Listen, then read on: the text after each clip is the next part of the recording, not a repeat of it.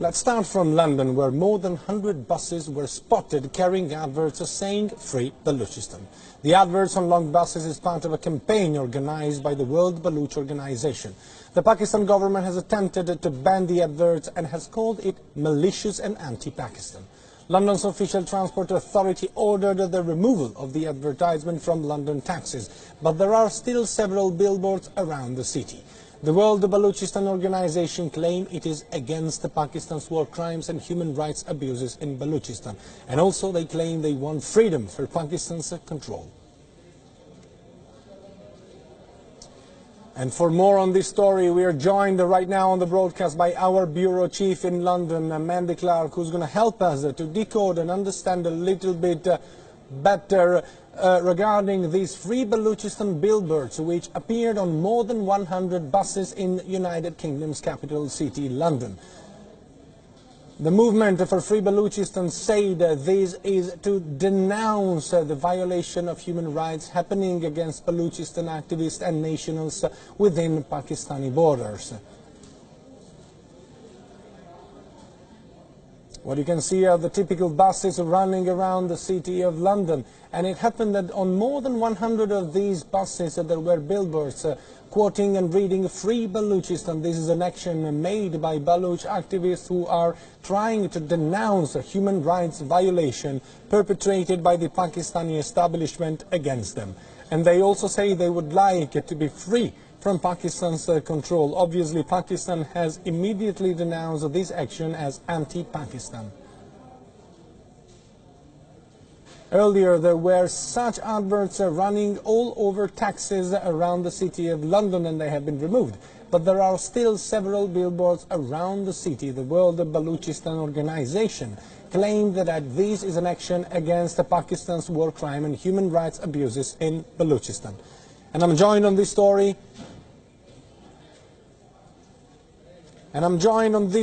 By our bureau chief in London, Mandy Clark. Mandy, thank you very much for joining us on Dispatch tonight. So it seems that the Free Balochistan movement is more and more active in the city of London. Is it a sort of headquarters for them? Certainly, it's a very active organization. It's a small organization, but they've purposely rolled out this campaign, an awareness campaign in phases, because they did expect a bit of resistance from Pakistan.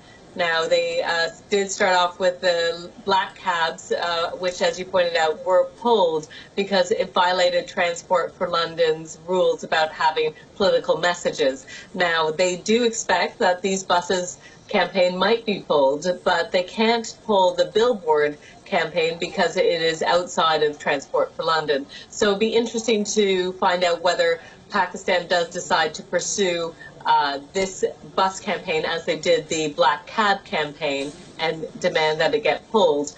But certainly the World Baloch Organization says they're not going to be silenced. They will continue to peacefully and respectfully continue this campaign. And it's run by really well-known Baloch activists who have been campaigning for years on the issue. And Mandy, do they enjoy some sort of protection or lobby within the UK government? I mean, is there any official support by parliamentarians or member of the government?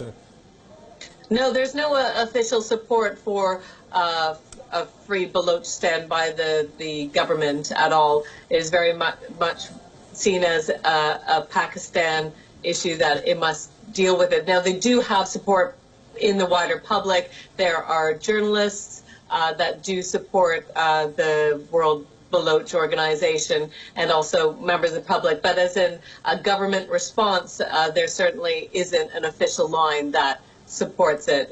But this campaign certainly has sparked a lot of tensions between Britain and Pakistan over it. World Baloch Organization maintains they have the right to freedom of expression and protest, and they aren't planning to stop. And this kind of leads me in my question, which is, are Western media, UK's media, reporting about this, or this is something going a little unnoticed, I would say, on the Western mainstream media environment? Well, it is being picked up by well-known publications like The Independent has picked up on it, and The Guardian. So those are UK newspapers that have picked up on it. But Balochistan doesn't necessarily have resonance, doesn't mean a lot to the average Londoner. So certainly it's an awareness campaign that's going to spark interest. At least that's what they're hoping. So people have simply more of an awareness of what Balochistan is and the issues surrounding the region. Thank you, Mandy. I request you to stay with us. We're also joined on the phone line by Mr. Nuruddin Mengal, who's a human rights campaigner. Thank you very much for joining us from London. And one question I have for you, could you please highlight us a bit about the battle that the Free Balochistan movement is fighting right now in UK?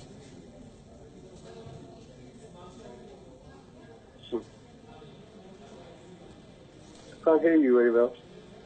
Okay, I'll repeat my question, no problem. Thank you very much, first of all, for joining us. And I would like to ask you if you can highlight, for the benefit of our viewers, if you can highlight the battle that the Free Balochistan movement is currently fighting. Well, this has been a long struggle for rights and justice. The Baloch people have for 7 decades suffered oppression at the hands of the Pakistani government and successive military regimes that have come into power. And for the Baloch, the situation has remained continuous since the last 70 years. They've been marginalized and they've been downtrodden, and they continue to suffer every day. Enforced disappearances, human rights abuses such as extrajudicial killings take place every day. And this is something that the Pakistani government has successfully concealed. It's concealed the crimes against humanity that it has committed in Balochistan. And I feel now the time has come for the world to see what's happening in Balochistan. Obviously, Pakistan has not allowed the international press, international human rights organizations, journalists, they haven't given them access to Balochistan. So the only way to get the word out is by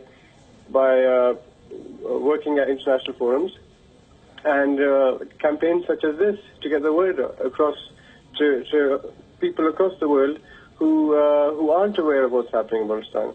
This is a struggle of people who have been asking for their rights, and that has been denied. Thank you very much. This was Mr. Nuruddin Mengal, human rights activist based out of London. And also thank you very much, Mandy Clark, our bureau chief in London, for joining us on the broadcast tonight. Now, moving on, the Prime Minister of India, Narendra Modi's third day in Manila began.